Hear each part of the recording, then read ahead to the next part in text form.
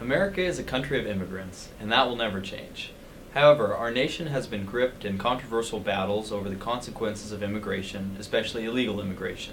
Many of these said problems have had to do with the immigrants coming from and through Mexico into the United States. However, immigration from Mexico has been quite normal for the past 100 years. A large portion of the U.S. was Mexican territory until 1848, when the U.S. purchased the land from Mexico.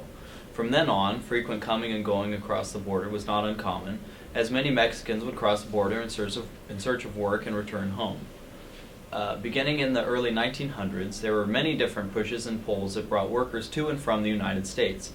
In the 1940s, the Bracero program actually recruited Mexican workers in order to fill gaps left by American men going to war.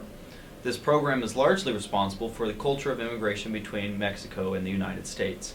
Even though the recruitment stopped in 1964, there was still an unofficial flow into the country to provide farm labor in the Southwest. That has continued to this day, and increased poverty, violence, and pressure in Mexico and in many Central American countries has forced many to illegally immigrate into the United States.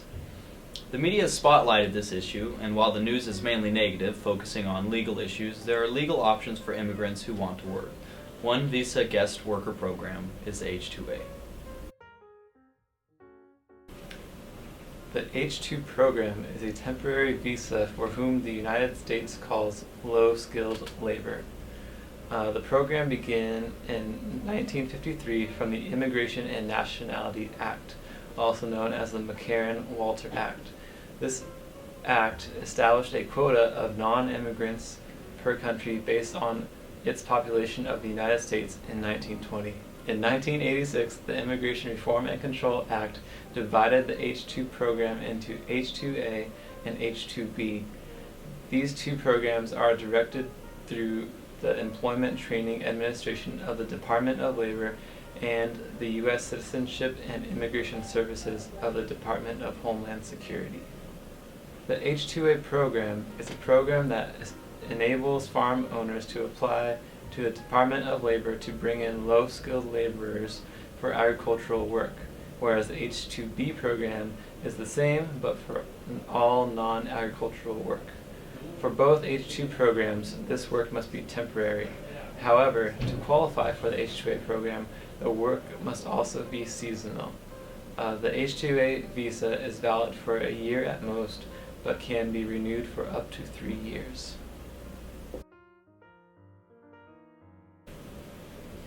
Employers anticipating a shortage of agricultural workers and in need must submit a temporary labor certification application for H-2A to the Department of Labor at least 45 days before the certification is necessary.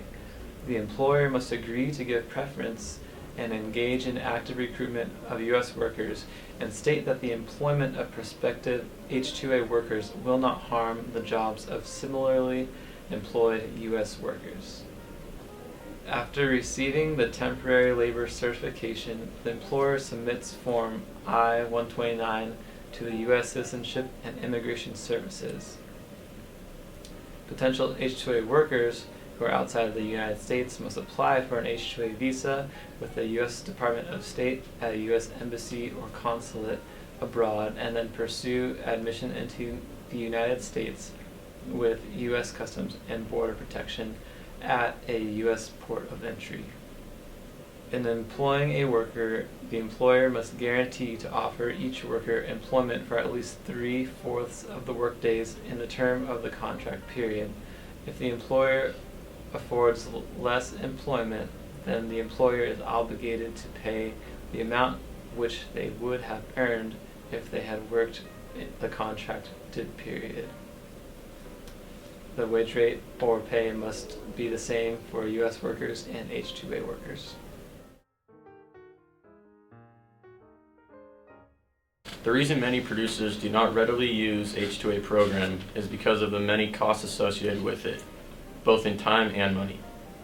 Producers must provide housing for all guest workers on the H-2A program, as well as transportation to and from the job site. Furthermore, the producers generally also supply much of the food for the workers, at least for the first few days of the week on the job. This gives the workers a chance to become settled and to determine their routines.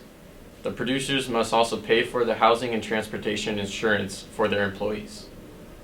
Another huge drawback to the H2A program is the government's lengthy audited inspection process. The government must make sure that the housing, transportation, and management are up to code many weeks before arrival of the guest workers. In addition to the costs associated with worker safety and well-being at the job site, the producers must also provide means of transportation from the American border to the place of employment. After all the costs associated with trying to find work for difficult jobs, the option of using undocumented workers becomes much harder to ignore. This is why many growers end up using undocumented workers. The process for using H2A is just too stringent and time-consuming for producers to see the value in it.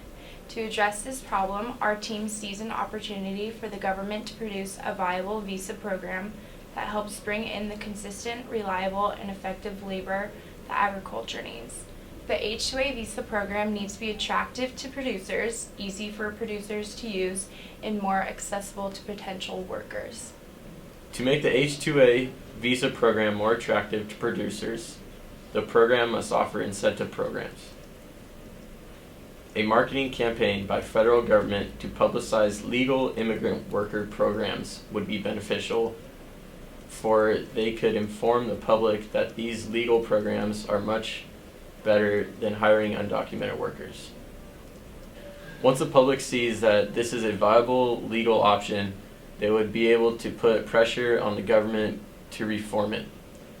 Once the public is informed on this H2A program and compelled to buy products produced by H2A companies, producers will be more open to using the guest worker program.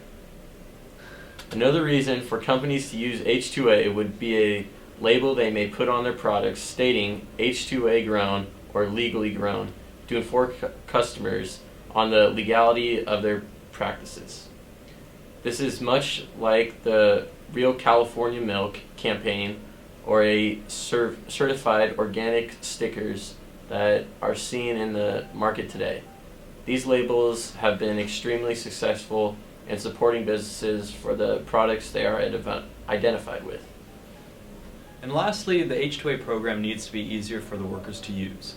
Without their support, the program would have no use to the growers, government, or public that depends on it. First of all, the Mexican government or a third-party organization should advertise the H2A program. The increased publicity could highlight that the H2A program is safer for workers, is easy to use, and ensures worker well-being in the United States. A faster sign-in for the H2A program for workers would help them to go through the lengthy application process, much like the renewal process in the program is now. A huge problem with the program today is reaching potential workers in Mexico, many of which are from rural areas with no internet connection. A higher number of offices distributed throughout Mexico, especially in agricultural sectors, would help spread the word about the much safer and legal H2A program. We believe this revision of the H2A visa program could be very beneficial to the ag industry of California and to the United States.